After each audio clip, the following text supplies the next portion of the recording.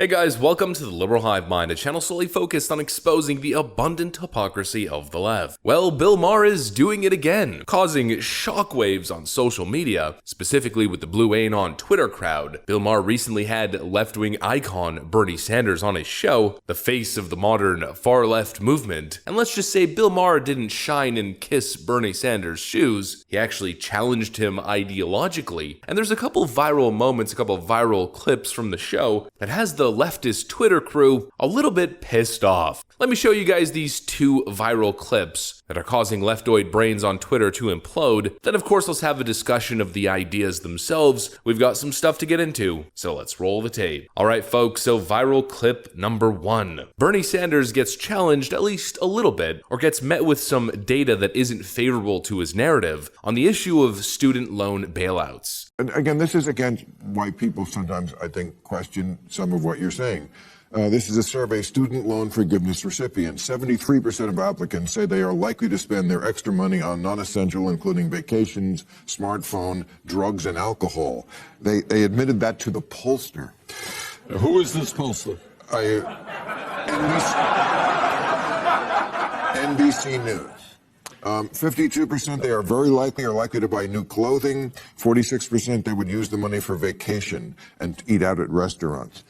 This is why people have a thing about, I would never call it free money. Oh, I guess they just did. The uncomfortable truth that leftoids don't want to tell you, that the majority of student loans would mostly be going to a bunch of entitled brats who don't actually need it. It's more so they want it. Here are the actual details from NBC News. After student loan forgiveness, 73% of borrowers plan to spend more on travel and dining out. Any day now, federal student loan borrowers throughout the United States could see their balances reduced by up to $20,000 thanks to President Biden's student debt forgiveness plan. The administration is waiting on a green light from a federal judge to actually start reducing balances, but still says that applicants can expect good news in the coming weeks. While recipients won't see that aid in a form of a check, any remaining balances will be re-amortized, meaning monthly payments will be recalculated to reflect the new balance. For borrowers, that means monthly payments could drop by up to $300 a month. The extra cash will be a much-needed lifeline to cover other bills or necessary expenses for many, but some borrowers plan to spend the money more freely. In fact, 73% of anticipated recipients say they expect to spend their debt forgiveness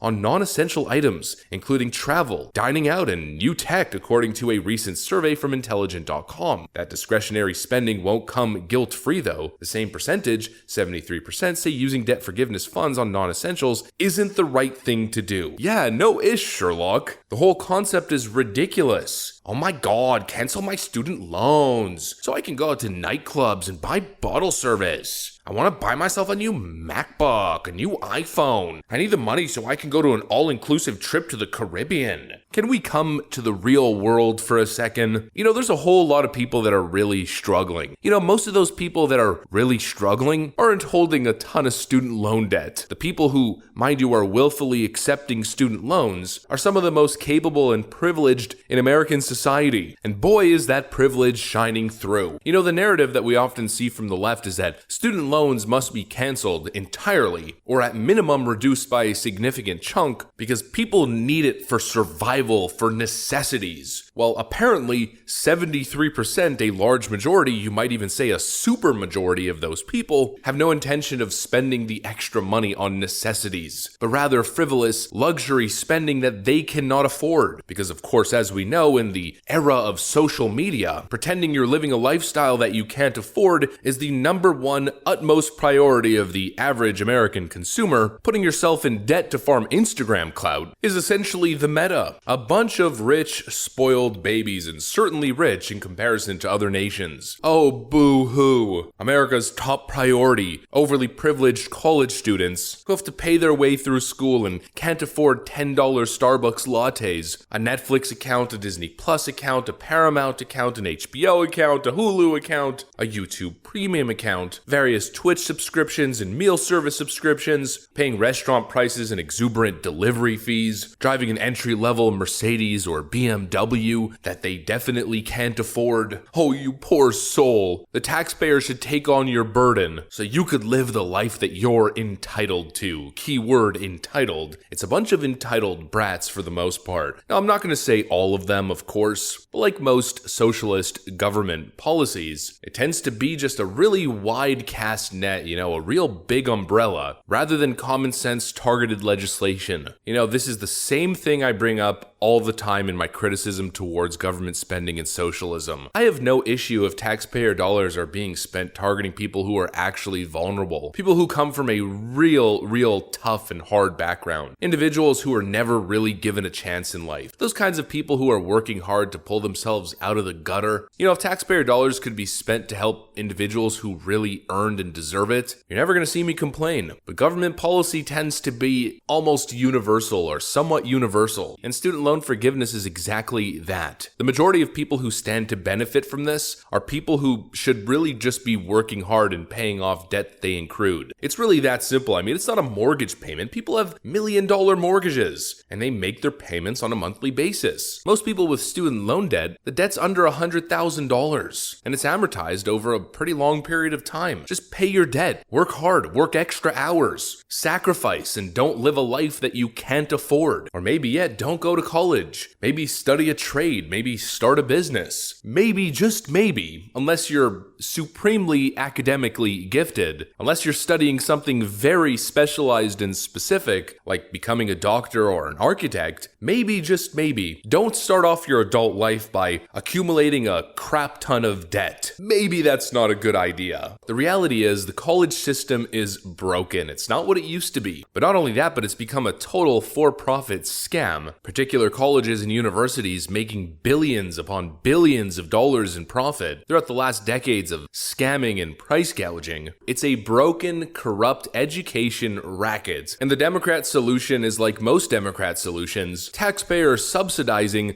the corrupt institutions. Yeah, how about no? You really want to fix the problem at its core? Maybe start a conversation about how to make education more attainable and more affordable. You really want to help the poor and disenfranchised? Then help the poor and disenfranchised. Don't subsidize the poor decision making of the top future earners in society. Actually create legislation that targets the most needy in society. No, of course not. Use taxpayer dollars efficiently? Well, we all know that that's the deepest flaw of socialism, and that's never gonna happen. And it's probably why these types of air quote solutions should be avoided at all cost. Now, I did what I usually do in these videos, and I just kind of went on a monologue about student loans. But there is actually one more Bernie Sanders clip from the Bill Maher show that's causing leftoid brains to implode. I'm not going to need to add much commentary to this one. Bernie Sanders has officially gone on the record, distancing himself from the college neo-Marxists' favorite word, equity, and it's causing a serious uproar. Are we confusing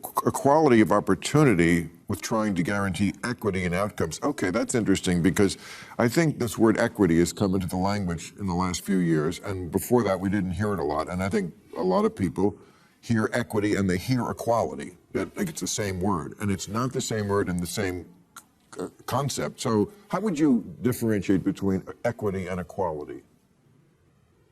Well, equality, we talk about, I don't know what the answer to that is. Come to think of it, equality is equality of opportunity. All right? We live in a society, we want all people to have whatever color your skin is. Equity, I think, is more guarantee of outcome, is it not? I think so. I think that's okay. So which side do you come down on? Equality. Equality. Yeah. Okay. Right. Boys, any comment on that one? I just don't know if that's the definitional difference. Well, you can pretty much envision in your own mind exactly how this moment is playing out in the Twitter sphere with these Blue Anon lunatics. Leftoids are calling on Bernie Sanders to retire. Long overdue to retire. He's done enough damage, one Twitter user writes. And let's just say that's one of the nicer comments. Modern leftist ideology and rhetoric is collapsing in front of our very eyes. And you absolutely love to see it. Now, don't ya? That's pretty much the video that I got for you guys. Hopefully you enjoyed it. If you did, make sure to leave a like, and of course, feel free to subscribe to the channel if you want to watch more videos like this. Thanks for watching, friends, and I'll see you on the next one.